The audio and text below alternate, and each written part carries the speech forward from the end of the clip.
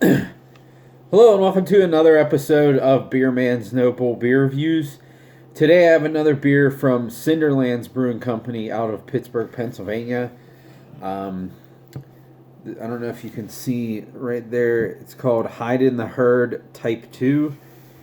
It is a double IPA brewed with Strata, Mosaic, and Columbus. And it also has Vermont maple syrup, granola, and Madagascar vanilla beans.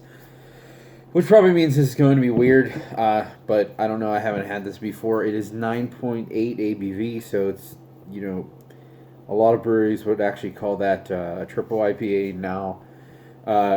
And it's made with their house Kvik yeast. So, crack it open and see what we got here. Now, usually their IPAs, they have all these things in it, are usually sour IPAs, so they really don't even have much IPA quality. But this, unless I misread it, this one isn't sour, so it should still, generally be an IPA. I'm not sure, though. We'll see.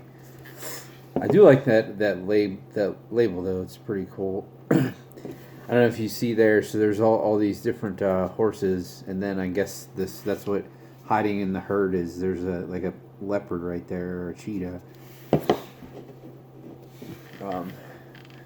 So it looks like a pretty standard hazy IPA, a little lighter than the average one. Just a bright hazy yellow with a smaller white head. So I do smell the maple syrup, but I definitely also smell the hops too. It's for sure not sour. It's interesting because it's very just orangey, pineapple-y hops, but then there's like a big maple note underneath. It kind of smells like a breakfast drink because it's like orange juice and maple. It's weird.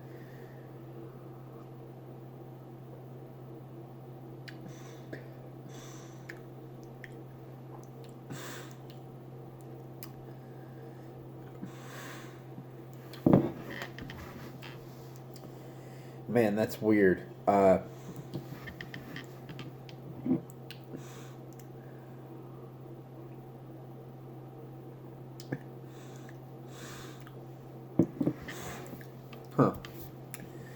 So I have a feeling this is going to be one of those beers that changes as I drink it, as I get more used to different flavors. The other flavors are going to pop because, to be honest, the first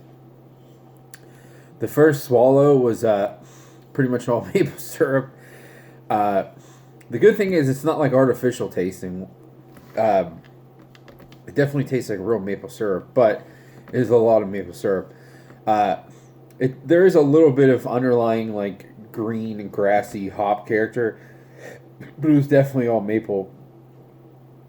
The second taste I took, I got a lot more of the hop character, a lot more of that pineapple, and more bitterness too from the hop.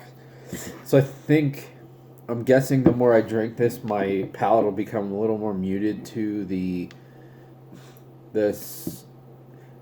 I mean, it is pretty sweet because of the maple syrup, but it's not like that much sweeter than most New England IPAs. It's just a lot of maple flavor. I think my palate will become muted to the maple flavor a little bit, and I'll start tasting more and more of the hops.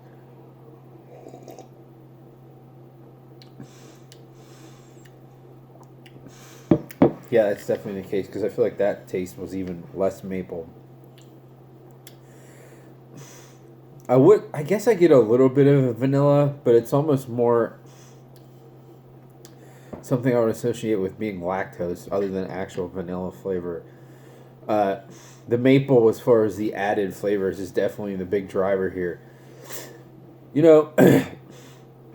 This is weird as hell, but I like it.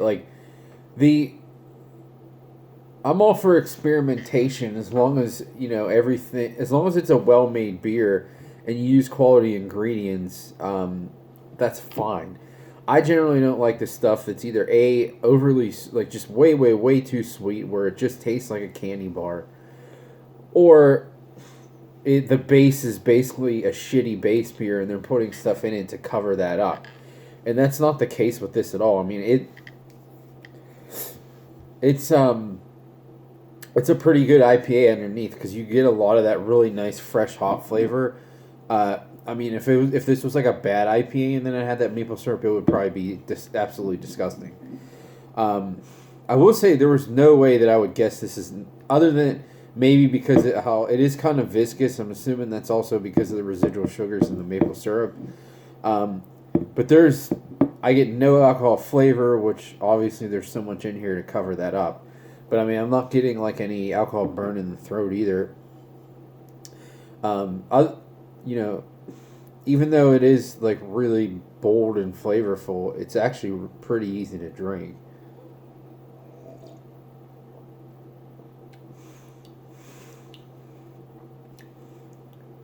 I don't know. It's just funny. The more I drink it, the more I like it. This thing is so weird, but it's good. Uh, I would I would also like to try this base IPA without the definitely without the maple syrup. Probably without the other. I don't know that the granola is doing anything. I doubt it. Uh, Probably without the vanilla too. This is yeah. I I thought I was gonna hate this, to be honest. I really did, but they are one of the brewery. I'm not saying some of them are complete failures. They really are, but some of these weird things that they do actually work because their execution is. I think their execution is always on point. It's just sometimes the idea doesn't make sense. But even the ones I haven't liked, it tastes like what you expect it to taste like. It's just not something that I want to drink.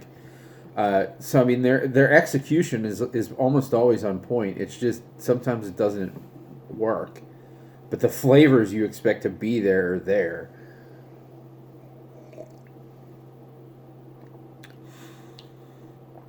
Yeah, I don't know what this costs. It's probably like close to $20. That's triple IPAs usually are. Uh, their stuff seems to be a little bit on the cheaper side, which is nice. But we'll just say it's $20. Am I gonna want to drink this all the time? Absolutely not. But I honestly cannot think in my head when in the hell I would want to drink this again. But I can't not give it a buy because I actually really like it. It's just weird as hell. So I don't know that I would ever. It would come up in my head like, oh, I feel like drinking one of those maple double IPAs again. But if I was there and they had it on tap, then hell yeah, I would buy a glass of it because I think it's really good. So I'm gonna give this one a buy. They did a really good job with this. If you couldn't taste the maple at all, then that would be. I mean, it would probably still be a really good IPA, but then it would be useless. Like, why even do it if you're not going to get the taste? So, another crazy, wacky beer from Cinderlands, but this one actually worked and paid off, so kudos to them. That's all I got in this one. Please like, comment, subscribe. Let me know what you think, and I look forward to doing the next one. Thanks.